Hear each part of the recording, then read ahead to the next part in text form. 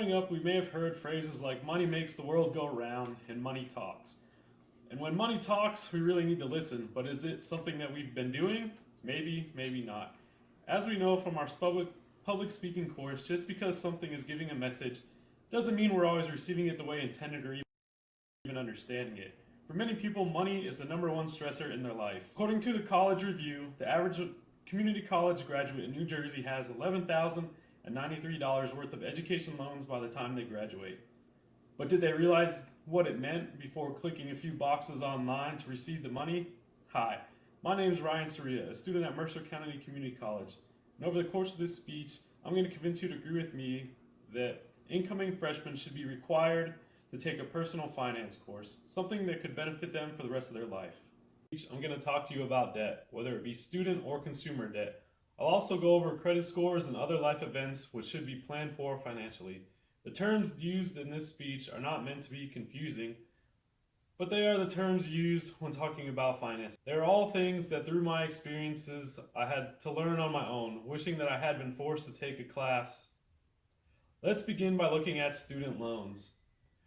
Before the coronavirus hit, there was a lot of publicity on the student loan crisis. Today, the debt reaches over $1.4 trillion, and the burden of student debt is a key factor in young generations. They don't want to start businesses, and the marriage rate for millennials is plummeting. There are a lot of confusing terms when it comes to student loans, like promissory notes, income-based plans, deferments, forbearances, and the list goes on. I feel that it is entirely too easy for a student to get a loan by simply applying for financial aid and being suggested loans through their finance accounts on school websites. The money is shortly deposited into the student account and the loan becomes legal. Many times students may not know what they're actually getting themselves into, especially when it comes to repaying them. For example, a $10,000 direct unsubsidized loan with an interest rate of 3.7% incurs in daily interest of just over $1.03. You multiply that to a 6-month time frame when the student graduates and goes into deferment before they get a job, and that total interest occurred is now $186.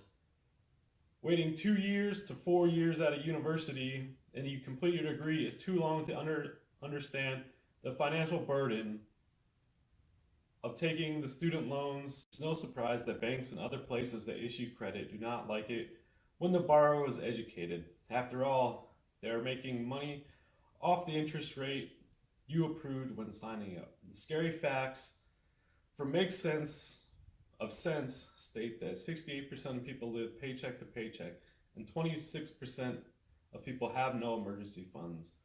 Well, having a $7,000 average credit card debt in a household in the US. To me, the lack of knowledge is a contributing factor in consumer debt. We all understand how to make money, but the lack of knowledge with what to do with that money is what gets us into trouble. Learning about personal finance gives you knowledge and understanding to make smart money choices. Thus, you become more in control of your own life and are empowered to do the things that matter to you most. Learning how to manage your money means learning how to become free. Your credit score is used by institutions to tell how likely you are to pay a debt. There are many factors that go into a credit score. Do you know any of them? Or do you even know your own credit score and how to improve it? For most of us, paying cash for everything is not a reality, which is where credit comes in. But if you're not educated, bad credit could haunt you for years and years, forcing bankruptcy and other problems down the road. Learning to monitor your credit is also a step in preventing identity theft. For college students that are being offered store credit cards to save on purchases every time they go to the mall, it is important for them to be educated on the pros and cons. A college professor teaching this course would most likely take pride in the fact that the information learned will have an impact on a student's life. There are many other financial life events that I wish I learned about sooner, the main being retirement. As you can see on the graph to the left, starting to save as little as $50 a month at 25 years old yields tens of thousands of dollars more for retirement than starting later in life. How many of you have a will set up for if you were to pass away? Probably very few. The military veterans in class were required to set up wills and life insurance and take financial classes. So why aren't college students? Everything that I know, I've had to research myself. A college is supposed to prepare you for the future. A financial class is something that students will recall on for the rest of their life. Currently, Mercer offers Business 109, which is titled Personal Finance. The course catalog says that Business 109 covers budgeting, buying, income tax, investments, home ownership, and insurance, along with an emphasis on wills and trusts. But the only people that take this course are business majors, as it's not yet required for all students.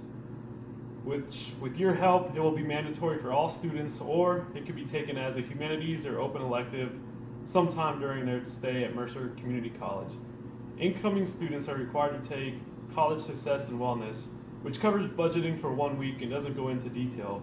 Everyone can easily understand the concept of money in and money out of budgeting, but none of the other topics make it to this coursework, leaving a massive void in the student's success after college. Have you ever heard the saying, you know what you know and you don't know what you don't know?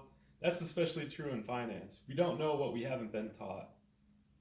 Now that we've gone over some of the many important points of personal finance managed, do you think you have made the right decisions or could make the right decisions going forward regarding loans, credit cards, retirement, and other life events?